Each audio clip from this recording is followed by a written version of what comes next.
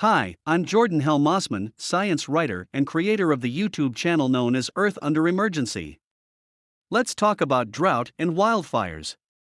Drought and wildfires have a complicated relationship, especially as a result of climate change. Because of the increasing temperatures, more moisture evaporates, causing vegetation to dry up and become combustible. Drought is becoming more common and they are more severe than ever. The likelihood and frequency of wildfires are also on the rise. The wildfires are growing in size and intensity. Drought has afflicted sub-Saharan Africa on and off for ages. The Sahel region suffered the most severe effects of drought. This area has become a paradigm for drought's impacts. Drought can lead to crop failure, resulting in food shortages and skyrocketing food costs. Farmers burn land to turn it into pasture, and herders burn land to stimulate growth. Fires dry out the soil when overgrazing occurs. Furthermore, it has been discovered that the aerosols put into the air by smoke actually diminish the likelihood of rain.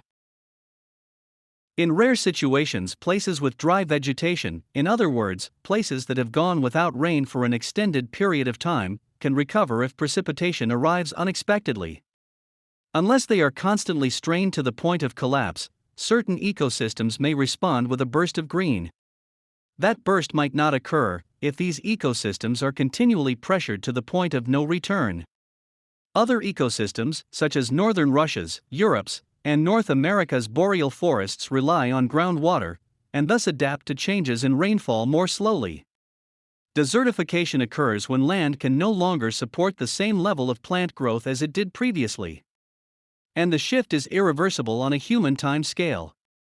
Desertification can be caused by a variety of factors: drought, overgrazing, fire, and deforestation.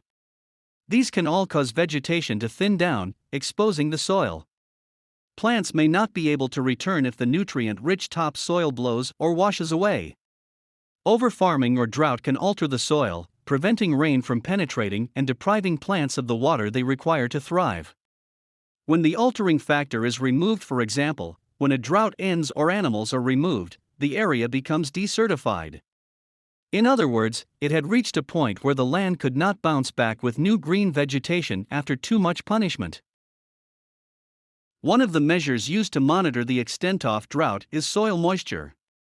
The typical moisture content of the soil ranges from 10% to 45%, but it can be greater during and after watering. The water in the soil is held in the pores, which are holes or gaps between individual soil particles, as well as on the surface of the soil particles. Both water and air/oxygen will be present in the pores. Evaporation of moisture from the land is another measure. For this, an evaporimeter is used. These are water-filled pans that are open to the elements. Evaporation losses from these pans are recorded at regular intervals daily.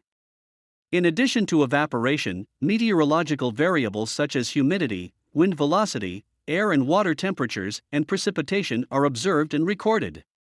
Still another measure of drought's effects is known as the greenness of vegetation. This is measured from something known as a vegetation index. Different combinations of spectral bands from digital photographs, often collected by satellites, are used to calculate vegetation indices. They enable us to investigate the seasonality of plant growth, analyze the health of vegetation, and determine whether or not a region has green vegetation. Variables such as soil moisture, precipitation, evapotranspiration, otherwise known as evaporation of moisture from the soil, and vegetation greenness, have been used to establish a connection between drought and wildfires. NASA has been studying them and has found a correlation. According to a newly completed analysis by the Center for Colorado River Studies, Arizona is now facing a water crisis that could dry up rural parts across the state and leave the valley with a debilitating water scarcity in the coming decades. The Colorado River has supplied drinking water for 40 million people living in the western United States, as well as 5 million acres of farmland. The Colorado River is home to waterfowl, coots, herons, egrets, owls, numerous songbirds, coyotes, bighorn sheep, burros, raccoons, beavers, muskrats, mice, bats, and lizards. The most common plant species that rely on Colorado River water are coyote willow, arrowweed, seepwillow, western honey mesquite, catclaw acacia, exotic tamarisk, and salsetta. The Colorado River also supplies water for hydroelectric power. This is one pressing example. It is an emergency that is happening right now. Let's review how water scarcity leads to other problems. First of all, as we've mentioned, water scarcity affects food production. Irrigation systems are not using water in an efficient way, so either too much water is being used, or there is not enough water to ensure healthy crops. Agricultural production plummets. GDP drops. Inflation rises. Farmers are under pressure to increase yields as the population grows, earnings rise, and people migrate to cities. All of this affects farmers' use of water, which they need for drinking water, washing animals, and cleaning yards. Stream flow is another thing that is being used as a measure of drought. It represents the rate at which water is carried by rivers and streams. It affects the amount of drinking water and water available for the irrigation of crops. Stream flow should not be too high or too low. If it is too high, it can cause erosion and floods. If it is too low, it can kill fish and lower the amount of available drinking water. Stream flow can be affected by the amount of spring snowpack. Snowpack is defined as the amount of snow on the ground in mountainous areas that remains there until the weather gets warmer. It can also be affected by air temperatures that affect the melting of the snow, precipitation, and storms. And it can also be affected by drought. In my introduction to the Earth Under Emergency YouTube channel, I said that the recent wildfires in California, which are due to climate change, are not the same type of wildfires that routinely occur in some forests and have beneficial effects on that ecosystem. In the ecology of wildfire, it is considered an agent of change that is necessary to maintain a healthy ecosystem. Some species that rely on a forest habitat may benefit from wildfires. Following a fire, animals such as woodpeckers, insectivorous birds, reptiles, deer, elk, and bears can survive and expand in number. Moose, deer, and rabbits eat the fresh foliage that emerges after a fire. Several plant species like the endangered sandplane gerardia and the wood lily require fire to reproduce and thrive. When heavy bushes are destroyed, the mechanism of a natural wildfire kicks into effect. As a result, the water supply has been boosted.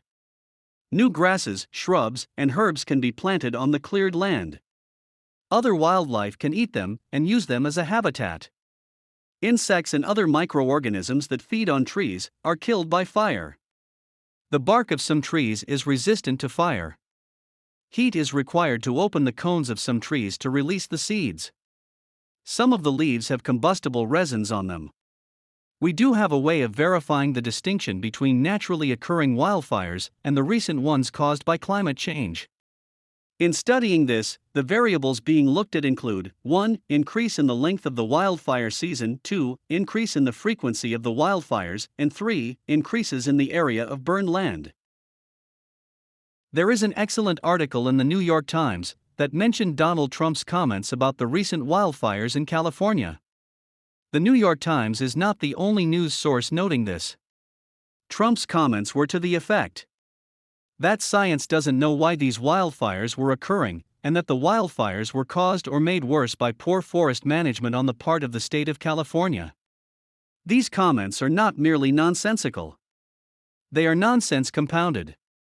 First of all, it is a contradiction to say that science doesn't know why the wildfires are occurring and then blame the wildfires on poor forest management. California has been managing its forests, but a decent percentage of the land that was burning was federal land. So did Trump know what he was talking about? As usual, no. The basics of the chemical thermodynamics of fire can be reviewed in an article entitled Fire in Terms of Chemistry and Thermodynamics. This article looks at fire as a chemical reaction involving fluid mechanics and transfer of heat.